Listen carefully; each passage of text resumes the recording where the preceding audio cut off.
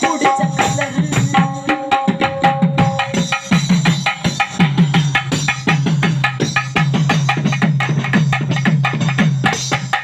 விடுதலைக்கு போராடிய சங்கரையா சிவப்பு தான்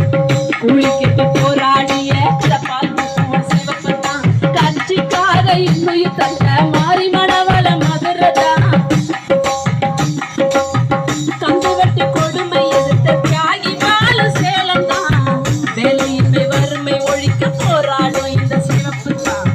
தாய்மொழியா தமிழுக்காக வீதியில் நிற்கும் சிவப்பு தான்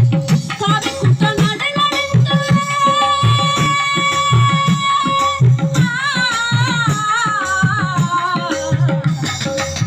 காவி கூட்டம் நடுநடுங்க செய்யும் இந்த சிவப்பு தான்